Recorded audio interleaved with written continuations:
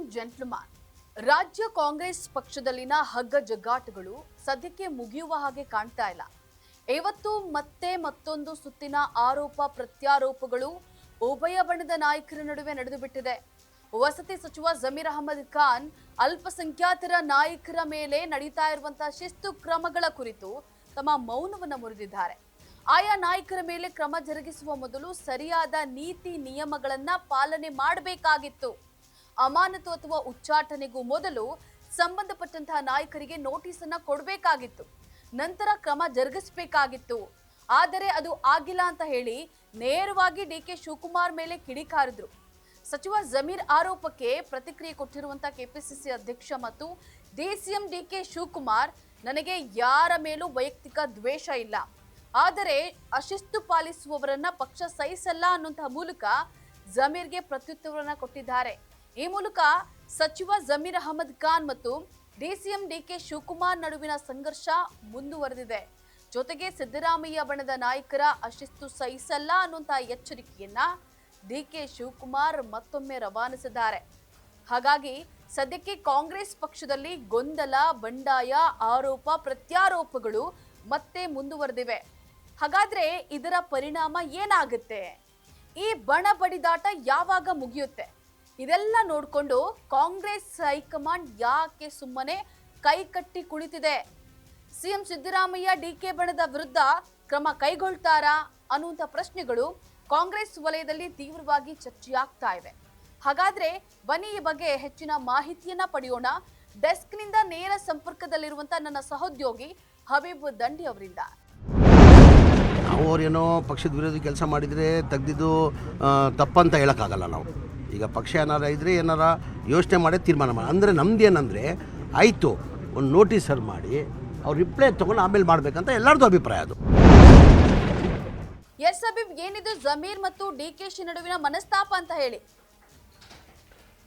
S ಪವಿತ್ರ, ಈಗಾಗಲೇ ನೋಡಿ, ಈ ಕಾಂಗ್ರೆಸ್ ಪಕ್ಷದ ಒಳಗಿನ ಗೊಂದಲ ಮುಗಿಯೋ ಹಾಗೆ ಕಾಣ್ತಿಲ್ಲ. ಈ ದಾವಣಗೆರೆ ದಂಗಲ್ ಇದೆಯಲ್ಲ, ದಾವಣಗೆರೆ ದಕ್ಷಿಣ ವಿಧಾನಸಭಾ ಕ್ಷೇತ್ರದ ದಂಗಲ್, ಅದೇನೋ ಈಗಲೂ ಕೂಡ ಮುಗಿತಾ ಇಲ್ಲ. ಅದೇನೋ ಹೇಳ್ತಾರಲ್ಲ, ಮಳೆ ನಿಂತರೂ ಮಳೆ ಹನಿ ನಿಲ್ಲಿಲ್ಲ ಅನ್ನೋ ರೀತಿಯಲ್ಲಿ ದಿನಕ್ಕೊಂದು ತಿರುವುಗಳನ್ನು ಪಡ್ಕೊಳ್ತಾನೆ ಹೋಗ್ತಾ ಇದೆ. ಇಲ್ಲಿವರೆಗೂ ಕೇವಲ ದಾವಣಗೆರೆ ದಕ್ಷಿಣ ಕ್ಷೇತ್ರದ ಅಲ್ಲಿನ ಸ್ಥಳೀಯ ಪದಾಧಿಕಾರಿಗಳು ಮತ್ತು ಇಲ್ಲಿನ ಕೆಲವು ನಾಯಕರುಗಳ ಮಾತು ಹಗ್ಗ ಜಗ್ಗಾಟ ನಡೀತಾ ಇತ್ತು. ಮೊದಲ ಬಾರಿ ಇವತ್ತು ದೊಡ್ಡ ಮಟ್ಟದ ಒಂದು ಮಾತಿನ ಜಟಾಪಟಿ ನಡೆದಿರತಕ್ಕಂಥದ್ದು ಸ್ವತಃ ವಸತಿ ಸಚಿವ ಆಗಿರ್ತಕ್ಕಂಥ ಜಮೀರ್ ಅಹಮದ್ ಖಾನ್ ಅವರೇ ಮಾಧ್ಯಮದ ಎದುರು ಡಿಕೆ ಶಿವಕುಮಾರ್ ಅವರ, ಕೆಪಿಸಿಸಿ ಅಧ್ಯಕ್ಷರಾಗಿರ್ತಕ್ಕಂಥ ಡಿಕೆ ಶಿವಕುಮಾರ್ ಅವರ ಕ್ರಮವನ್ನ ಅವರು ಪ್ರಶ್ನಿಸಿದ್ದಾರೆ ಅನ್ನುವಂಥದ್ದು ಈ ಜಗಳ ಇನ್ನೊಂದು ದೊಡ್ಡ ಮಟ್ಟಕ್ಕೆ ಹೋಗುವಂಥ ಎಲ್ಲ ಲಕ್ಷಣಗಳು ಕೂಡ ಕಂಡು ಬರ್ತಾ ಇರತಕ್ಕಂಥದ್ದು. ನೋಡಿ, ಮಾಧ್ಯಮದವರು ಇವತ್ತು ಮೊದಲ ಬಾರಿ ಜಮೀರ್ ಅಹಮದ್ ಖಾನ್ ಅವರಿಗೆ ಏನು ನಿನ್ನೆಯವರೆಗೂ ನಡೀತಾ ಇರತಕ್ಕಂಥ ಅಲ್ಪಸಂಖ್ಯಾತರ ಮೇಲಿನ ಏನು ಅಮಾನತು ಪ್ರಕರಣಗಳು ಮತ್ತು ಅವರನ್ನ ಉಚ್ಚಾಟನಾ ಪ್ರಕರಣಗಳು ಸೇರಿದಂತೆ ಅವೆಲ್ಲವುದ್ರ ಕುರಿತಂತೆ ಪ್ರಶ್ನೆಗಳನ್ನ ಕೇಳಿದ್ರು. ಜಮೀರ್ ಅಹಮದ್ ಖಾನ್ ನೇರವಾಗಿ ಡಿಕೆ ಶಿವಕುಮಾರ್ ಅವರ ಹೆಸರನ್ನ ತೆಗೆದುಕೊಳ್ಳದೆ, ಇಲ್ಲಿಲ್ಲ, ಆ ರೀತಿ ಮಾಡುವಂಥದ್ದು ತಪ್ಪು, ಸಾಕಷ್ಟು ಬೇಜಾರಾಗಿದೆ ಅಲ್ಪಸಂಖ್ಯಾತ ನಾಯಕರಿಗೆ, ಅವರು ಮಾಡಿರ್ತಕ್ಕಂಥ ಕ್ರಮಗಳ ಅವ್ರ ಬಗ್ಗೆನೇ ನೀವು ಪ್ರಶ್ನೆಗಳನ್ನ ಕೇಳಬೇಕು. ಆದ್ರೆ ಎಲ್ಲೋ ಒಂದ್ ಕಡೆ ನೋವಾಗಿರೋದು ನಿಜ, ಈ ನೋವನ್ನ ಸರಿಪಡಿಸ್ಕೋಬೇಕಾಗಿರ್ತಕ್ಕಂಥ ಅವಶ್ಯಕತೆ ಕೂಡ ಇದೆ ಅನ್ನುವಂಥ ಮಾತನ್ನ ಜಮೀರ್ ಅಹಮದ್ ಖಾನ್ ಹೇಳಿದ್ರು. ನಿನ್ನೆ ಅಷ್ಟೇ ಸುಮಾರು 30ಕ್ಕೂ ಹೆಚ್ಚು ಅಲ್ಪಸಂಖ್ಯಾತ ರಾಜ್ಯದ ನಾಯಕರು, ಕಾಂಗ್ರೆಸ್ ಪಕ್ಷದ ಮುಖಂಡರು ಸೇರಿಕೊಂಡು ಮತ್ತು ಕೆಲವು ಧಾರ್ಮಿಕ ಮುಖಂಡರು ಸೇರಿಕೊಂಡು ಅವರೆಲ್ಲರೂ ಕೂಡ ಕಾಂಗ್ರೆಸ್ ಹೈಕಮಾಂಡ್ಗೆ ಲೆಟರ್ನ ಬರೆದಿರ್ತಕ್ಕಂಥದ್ದು.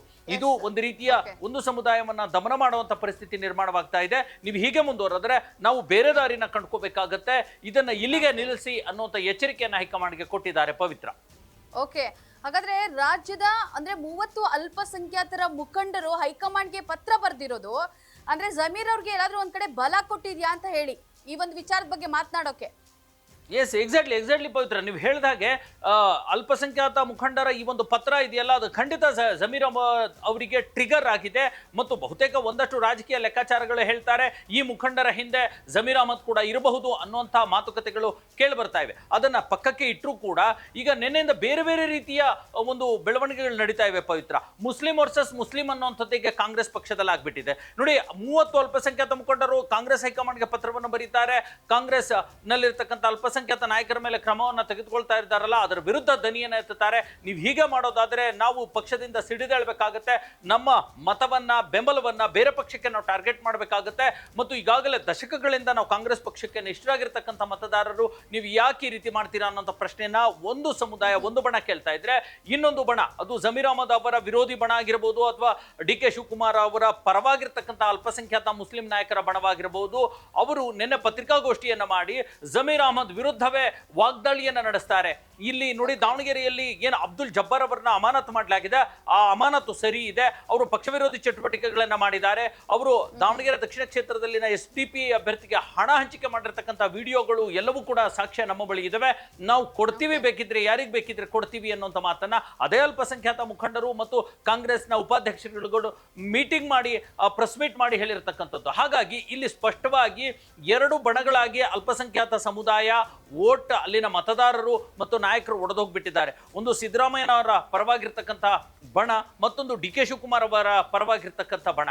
ಹಾಗಾಗಿ ಇವತ್ತು ಈ ಬಣವನ್ನೂ ಮೀರಿ ಜಮೀರ್ ಅಹಮದ್ ಖಾನ್ ಏನು ಅಬ್ದುಲ್ ಜಬ್ಬಾರ್ ಆಗಿರಲಿ ಅಥವಾ ಮುಖ್ಯಮಂತ್ರಿಗಳ ರಾಜಕೀಯ ಕಾರ್ಯದರ್ಶಿ ಆಗಿರ್ತಕ್ಕಂಥ ನಸೀರ್ ಅಹಮದ್ ಅವರಿಗೆ ಏನು ಉಚ್ಚಾಟನೆ ಮಾಡಲಾಗಿದೆ, ಇವೆಲ್ಲವಕ್ಕೂ ಕೂಡ ಒಂದಷ್ಟು ಕಾನೂನುಗಳನ್ನು ಪಾಲನೆ ಮಾಡಬೇಕಾಗಿತ್ತು. ಆದರೆ ರಾಜ್ಯ ಕಾಂಗ್ರೆಸ್ನಿಂದ ಕಾನೂನುಗಳ ಪಾಲನೆ ಆಗಿಲ್ಲ. ನೀತಿ ನಿಯಮದ ಪ್ರಕಾರ ಅವರ ಮೇಲೆ ಕ್ರಮ ಕೈಗೊಳ್ಳಬೇಕಾಗಿತ್ತು. ಅಟ್ಲೀಸ್ಟ್ ಒಂದು ನೋಟಿಸ್ ಕೊಡಬೇಕಾಗಿತ್ತು ಕಣ್ರೆ. ಒಂದು ನೋಟಿಸ್ ಕೊಡದೆ ಏಕ್ದಮ್ ಉಚ್ಚಾಟನೆ ಮಾಡ್ತಾರೆ ಅಂತಂದ್ರೆ, ಒಂದು ನೋಟಿಸ್ ಕೊಡದೆ ಏಕ್ದಮ್ ಅಮಾನತು ಮಾಡ್ತಾರೆ ಅಂದ್ರೆ ಇದೆಂತ ಸರ್ವಾಧಿಕಾರ ಅನ್ನುವಂಥ ಅರ್ಥದ ಪ್ರಶ್ನೆಗಳನ್ನು ಕೂಡ ಮಾಧ್ಯಮದವರಿಗೆ ಅವರ ಮೇಲೆ ಮಾಧ್ಯಮದವರ ಹೆಗಲ ಮೇಲೆ ಬಂದು ಕಿಟ್ಟು ಡಿ ಕೆ ಶಿವಕುಮಾರ್ ಕಡೆಗೆ ಅವರು ಪ್ರಶ್ನೆಗಳ ಗುಂಡನ್ನು ಹಾರಿಸಿದ್ದಾರೆ. ಪವಿತ್ರ. ಎಸ್ ಅಬೀಬ್, ಅಂದ್ರೆ ಉಚ್ಚಾಟನೆಗೆ ನೀತಿ ನಿಯಮ ಪಾಲನೆ ಮಾಡಬೇಕು ಅನ್ನೋದು ಜಮೀರ್ ಅವರ ವಾದ. ಶಿಸ್ತು ಉಲ್ಲಂಘನೆ ಮಾಡಿದ್ರೆ ನಾನು ಸಹಿಸಲ್ಲ, ಇದು ಹೈಕಮಾಂಡೇ ಹೇಳಿರುವಂತದ್ದು ಅನ್ನೋದು ಈ ಕಡೆ ಡಿ ಕೆ ಶಿ ಅವರ ವಾದ. ಏನಿದು ಗೊಂದಲ ಅಂತ? ಎಸ್, ಎಕ್ಸಾಕ್ಟ್ಲಿ, ಕರೆಕ್ಟ್ ಪವಿತ್ರ. ನೋಡಿ, ಈಗ ಜಮೀರ್ ಅಹಮದ್ ಅವರ ಮಾತಿಗೆ ಡಿ ಕೆ ಶಿವಕುಮಾರ್ ಕೂಡ ಪ್ರತ್ಯುತ್ತರವನ್ನ ಸರಿಯಾಗಿ ಕೊಟ್ಟಿದ್ದಾರೆ. ಅದು ಇವ್ರು ಕೇಳಿರ್ತಕ್ಕಂಥ ಅಟ್ಲೀಸ್ಟ್ ಒಂದು ನೋಟಿಸ್ ಕೊಡಬೇಕಿತ್ತು, ನೋಟಿಸ್ ಕೊಟ್ಟು ಕ್ರಮ ಜರುಗಿಸಬೇಕಿತ್ತು ಅನ್ನೋಂಥದ್ದು. ಇದೇ ಪ್ರಶ್ನೆಗೆ ಇವತ್ತು ಡಿ ಕೆ ಶಿವಕುಮಾರ್ ಕೂಡ ಜಮೀರ್ ಅಹಮದ್ ವಿರುದ್ಧ ವಾಗ್ದಾಳಿಯನ್ನು ನಡೆಸಿದ್ದಾರೆ. ಅವರ ಉತ್ತರಕ್ಕೆ ಪ್ರತ್ಯುತ್ತರವನ್ನ ಕೊಟ್ಟಿದ್ದಾರೆ. ಹಾಗಾಗಿ ಡಿ ಕೆ ಶಿವಕುಮಾರ್ ಹೇಳುವಂಥದ್ದು, ಇಲ್ಲಿಲ್ಲ, ನಾವು ಶಿಸ್ತು ಕ್ರಮ, ಪಕ್ಷದಲ್ಲಿ ಯಾರೇ ತಪ್ಪು ಮಾಡಿದ್ರು ಕ್ರಮಗಳನ್ನು ಜರುಗಿಸ್ತೇವೆ, ಶಿಸ್ತು ಕ್ರಮಕ್ಕೆ ಯಾರು ಕೂಡ ಅತೀತರಲ್ಲ, ಪಕ್ಷದ ವಿರುದ್ಧ ಯಾರು ಕೆಲಸ ಮಾಡ್ತಾರೋ ಅವ್ರ ವಿರುದ್ಧ ಕ್ರಮ ಕೈಗೊಳ್ಳೋದು ಸತ್ಯ. ಇವೆಲ್ಲವೂ ಕೂಡ AICC ಮಟ್ಟದಲ್ಲೂ ಕೂಡ ಗೊತ್ತಿದೆ, ಹೈಕಮಾಂಡ್ ಮಟ್ಟದಲ್ಲೂ ಕೂಡ ಗೊತ್ತಿದೆ, ರಾಜ್ಯದ ಮಟ್ಟದಲ್ಲೂ ಕೂಡ ಗೊತ್ತಿದೆ ಅನ್ನುವಂಥ ಮಾತನ್ನ ಮತ್ತು ಕ್ರಮ ಜರುಗಿಸೋದು ಸತ್ಯ ಅನ್ನುವಂಥ ಒಂದು ಆತ್ಮವಿಶ್ವಾಸದ ನುಡಿಗಳನ್ನು ಡಿ ಕೆ ಶಿವಕುಮಾರ್ ಹೇಳಿದ್ದಾರೆ. ಇದು ಕೇವಲ ಜಮೀರ್ ಅಹಮದ್ ಖಾನ್ಗೆ ಹೇಳಿರೋದಲ್ಲ, ಅದೇ ಮಾಧ್ಯಮದವರ ಹೆಗಲ ಮೇಲೆ ಬಂದೂಕಿಟ್ಟು ಮತ್ತೆ ಡಿ ಕೆ ಶಿವಕುಮಾರ್ ಜಮೀರ್ ಅಹಮದ್ ಕಡೆಗೆ ಅವರ ಗುಂಡಿಗೆ ಪ್ರತಿಗುಂಡನ್ನ ಹಾರಿಸಿದ್ದಾರೆ. ಆಯ್ತಾ? ಆದ್ರೆ ಇಲ್ಲಿ ಪ್ರಶ್ನೆ ಮೂಡುವಂಥದ್ದು, ಜಮೀರ್ ಅಹಮದ್ ಖಾನ್ ಅಷ್ಟೇ ಅಲ್ಲದೆ ಸಿದ್ದರಾಮಯ್ಯನವರ ಬಣದ ನಾಯಕರ ಮೇಲೂ ಕೂಡ ಡಿ ಕೆ ಶಿವಕುಮಾರ್ ವಾರ್ನಿಂಗ್ ಕೊಟ್ಟಿದ್ದಾರಾ, ಎಚ್ಚರಿಕೆ ಕೊಟ್ಟಿದ್ದಾರಾ ಅಂದ್ರೆ, ಅಶಿಸ್ತನ್ನ ಪ್ರದರ್ಶಿಸಿದ್ರೆ, ಒಂದು ವೇಳೆ ಯಾರಾದ್ರೂ ಪಕ್ಷ ವಿರೋಧಿ ಚಟುವಟಿಕೆಗಳನ್ನ ಮಾಡೋದೇ ಆದ್ರೆ ಅದು ಯಾರಿದ್ರು ಪರವಾಗಿಲ್ಲ, KPCC ಅಧ್ಯಕ್ಷನಾಗಿ ನಾನು ಕ್ರಮವನ್ನು ಕೈಗೊಳ್ತೇನೆ ಅನ್ನುವಂಥ ಒಂದು ಮಾತನ್ನೇನೋ ಹೇಳ್ಬಿಟ್ಟಿದ್ದಾರೆ. ಆದ್ರೆ ಇಲ್ಲಿ ಹುಟ್ಟುವಂತ ಪ್ರಶ್ನೆ ಏನ್ ಗೊತ್ತಾ ಪವಿತ್ರ? ಹಾಗಾದ್ರೆ ಡಿ ಕೆ ಶಿವಕುಮಾರ್ KPCC ಅಧ್ಯಕ್ಷರಾಗಿ ಎಷ್ಟು ಜನ ಅಶಿಸ್ತು ಮಾಡಿದವ್ರ ಮೇಲೆ ಕ್ರಮವನ್ನು ಕೈಗೊಂಡಿದ್ದಾರೆ? ಇದು ಕೇವಲ ಅಲ್ಪಸಂಖ್ಯಾತ ನಾಯಕರ ಮೇಲೆ, ಕೇವಲ ಅಬ್ದುಲ್ ಜಬ್ಬಾರ್ ಅಥವಾ ಅಬ್ದುಲ್ ನಸೀರ್ ಅಹಮದ್ ಅವ್ರ ಮೇಲೇನೆ ತೆಗೆದುಕೊಳ್ಳುವಂಥ ಕ್ರಮ ಅಷ್ಟೇನಾ? ಯಾಕೆ ಈಗ ಕಳೆದ 1 ವರ್ಷದಿಂದ ಕೂಡ ಡಿ ಕೆ ಶಿವಕುಮಾರ್ ಅವರ ಬೆಂಬಲಿಗರೇ ಆಗಿರ್ತಕ್ಕಂಥ ಶಿವಗಂಗಾ ಬಸವರಾಜ್ ಚನ್ನಗಿರಿಯ ಶಾಸಕ ಎಷ್ಟು ಬಾರಿ ಪಕ್ಷದ ಶಿಸ್ತನ್ನು ಉಲ್ಲಂಘನೆ ಮಾಡಿ ಸ್ಟೇಟ್ಮೆಂಟ್ಗಳನ್ನು ಕೊಟ್ಟಿಲ್ಲ? ಅವರ ಮೇಲೆ ಯಾವ ಕ್ರಮ ಕೈಗೊಂಡಿದ್ದಾರೆ? ಕುಣಗಲ್ನ ರಂಗನಾಥ್ ಅನ್ನುವಂಥ MLA ಇದ್ದಾರಲ್ಲ, ಅವರು ಎಷ್ಟು ಬಾರಿ ಶಿಸ್ತನ್ನ ಅವರು ಉಲ್ಲಂಘಿಸಿದ್ದಾರೆ? ಯಾವ ಕ್ರಮ ಕೈಗೊಂಡಿಲ್ಲ? ಎಲ್ಲದಕ್ಕಿಂತ ಪ್ರಮುಖವಾಗಿ ಉದಯ ಇರಲಿ ಅಥವಾ ಶರದ್ ಬಚ್ಚೇಗೌಡ ಇರಲಿ, ನಯನಾ ಮೋಟಮ್ಮ ಇರಲಿ, ಇವರೆಲ್ಲರೂ ಒಂದ್ ಕಡೆಗೆ ತೆಗೆದು ಹಾಕಿದ್ರೆ, ಸ್ವತಃ ರಾಮನಗರದ ಶಾಸಕ ಡಿ ಕೆ ಶಿವಕುಮಾರ್ ಅವರ ಬೆಂಬಲಿಗ ಇಕ್ಬಾಲ್ ಹುಸೇನ್ ಅನ್ನುವಂಥ ಶಾಸಕ CM ಸಿದ್ದರಾಮಯ್ಯನವರು ಅವರದೇ ಪಕ್ಷದ ಅವರೇ ಮುಖ್ಯಮಂತ್ರಿಯ ಬಜೆಟ್ ಅನ್ನ ಸಾರಾಸಗಟಾಗಿ ತಿರಸ್ಕರಿಸ್ಬಿಟ್ರಲ್ಲ, ಇದು ಪಕ್ಷದ ಶಿಸ್ತಿನ ಅಶಿಸ್ತಿನ ಅಡಿ ಬರೋದಿಲ್ಲ. ಅವ್ರ ಮೇಲೆ ಯಾಕೆ ಕ್ರಮಗಳನ್ನು ಕೈಗೊಂಡಿಲ್ಲ? ಅದಕ್ಕಿಂತ ಹೆಚ್ಚಿದಾಗಿ ಮುಖ್ಯಮಂತ್ರಿ ಸಿದ್ದರಾಮಯ್ಯನವರ ಮಗನೇ ಹಲವಾರು ಬಾರಿ ನಮ್ಮಪ್ಪನೇ CM ಅನ್ನುವಂಥ ಮಾತನ್ನ ಒಂದು ರೀತಿ ಇನಿಷಿಯೇಟ್ ತಗೊಂಡ್ರು, ನಾನೇ ಹೈಕಮಾಂಡ್ ಅನ್ನೋ ರೀತಿ ಇನಿಷಿಯೇಟ್ ತಗೊಂಡು ಹೇಳ್ಬಿಟ್ರಲ್ಲ. ಹಾಗಾಗಿ ಇಲ್ಲಿವರೆಗೂ ಒಂದು ಯತೀಂದ್ರ ಸಿದ್ದರಾಮಯ್ಯ ಒಂದು ನೋಟಿಸ್ ಅನ್ನು ಕೂಡ ಕೊಟ್ಟಿಲ್ಲಲ್ಲ. ಇದು ಕೇವಲ ಅಲ್ಪಸಂಖ್ಯಾತ ನಾಯಕರಿಗೆ ಯಾಕೆ ಶಿಸ್ತಿನ ಮಾತು, ಈ ಬೇರೆ ನಾಯಕರಿಗೆ ಯಾಕೆ ತೆಗೆದುಕೊಳ್ಳೋದಿಲ್ಲ ಅನ್ನುವಂಥ ಚರ್ಚೆ, ಮಾತು, ಪ್ರಶ್ನೆ ಈಗ ಕಾಂಗ್ರೆಸ್ ವಲಯದಲ್ಲಿ ಡಿ ಕೆ ಶಿವಕುಮಾರ್ಗೆ ಸಾಕಷ್ಟು ಜನ ಕೇಳ್ತಾ ಇದ್ದಾರೆ. ಪವಿತ್ರ, ಓಕೆ, ಅಂದ್ರೆ ಇಷ್ಟೆಲ್ಲ ತಲೆದಂಡಗಳು ಮತ್ತೆ ಮನಸ್ತಾಪ ಆದ್ರೂ ಕೂಡ CM ಸಿದ್ದರಾಮಯ್ಯ ಅವರು ಯಾಕೆ ಮೌನ ವಹಿಸಿದ್ದಾರೆ, ಮತ್ತೆ ಹೈಕಮಾಂಡ್ ಯಾಕೆ ಸುಮ್ಮನಿದೆ ಅಂತ ಹೇಳಿ?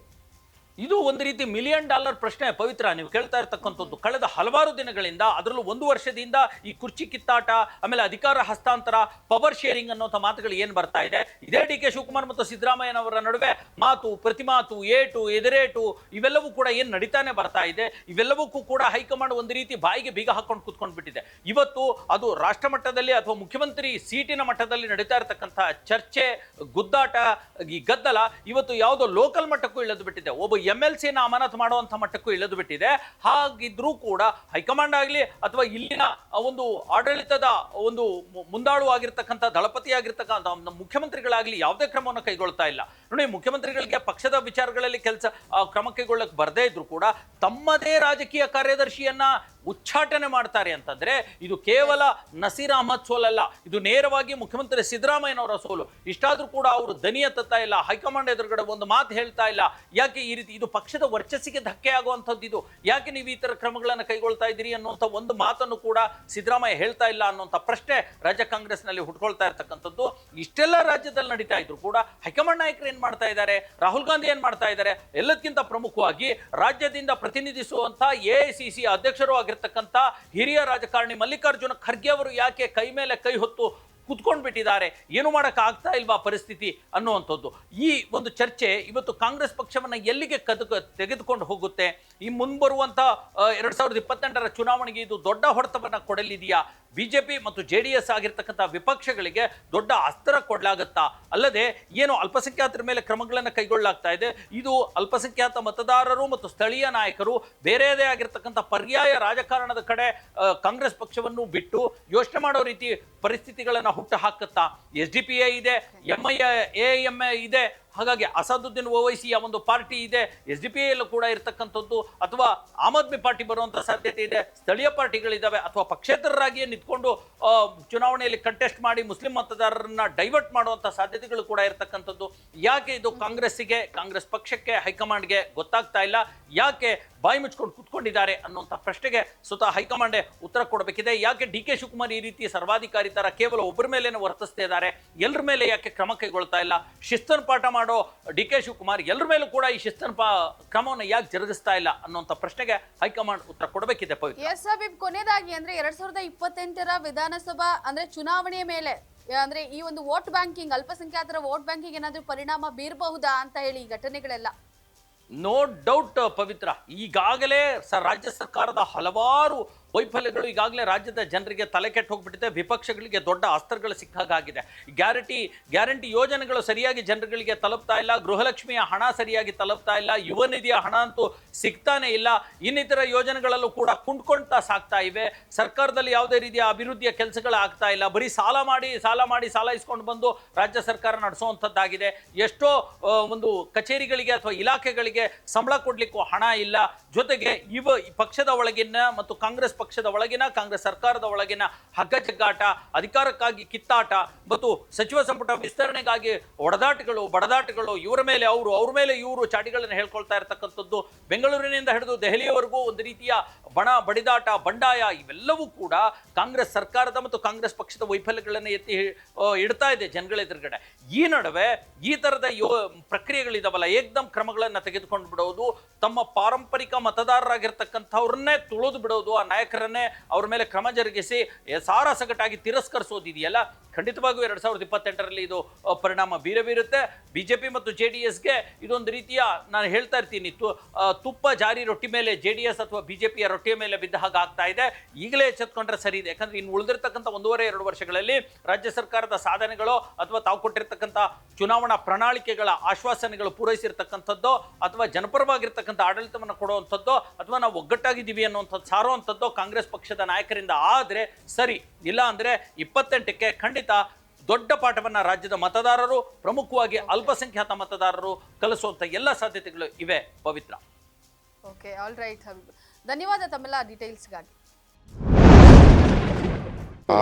ಯಾರು ಅಗೆ ಸಾಧಿಸ್ತಾ ಇಲ್ಲ, ಯಾರು ಮಾಡ್ತಾ ಇಲ್ಲ. ಪಕ್ಷ ಶಿಸ್ತಿನಲ್ಲಿ ಏನು ಹೇಳ್ತದೋ ಆ ಪಕ್ಷದ ಶಿಸ್ತು ಎಲ್ಲರಿಗೂ ಕೂಡ ಶಿಸ್ತು ಅಳವಡಿಸ್ತದೆ. ಆಯಿತು, ಒಂದು ನೋಟಿಸಲ್ಲಿ ಮಾಡಿ ಅವ್ರು ರಿಪ್ಲೈ ತಗೊಂಡು ಆಮೇಲೆ ಮಾಡಬೇಕಂತ ಎಲ್ಲರದ್ದು ಅಭಿಪ್ರಾಯ. ಎಸ್, ನೋಡಿದಿಲ್ಲ ವೀಕ್ಷಕರೇ, ಈ ಬಡಿದಾಟ ಯಾವಾಗ ಮುಗಿಯುತ್ತೆ? ಇದೆಲ್ಲ ನೋಡಿಕೊಂಡು ಕಾಂಗ್ರೆಸ್ ಹೈಕಮಾಂಡ್ ಸುಮ್ಮನೆ ಕೈಕಟ್ಟಿ ಕುಳಿತಿರೋದಾದ್ರೂ ಯಾಕೆ ಅನ್ನೋದೇ ಸದ್ಯ ಯಕ್ಷ ಪ್ರಶ್ನೆಯಾಗಿದೆ. ಇದಾಗಿತ್ತು ಈ ಹೊತ್ತಿನ ನ್ಯೂಸ್ ಅಪ್ಡೇಟ್ಸ್. ನೆಲ ಜಲ ಭಾಷೆಗಾಗಿ ನೋಡ್ತಾ ಇರಿ ಫೋಕಸ್ ಟಿವಿ.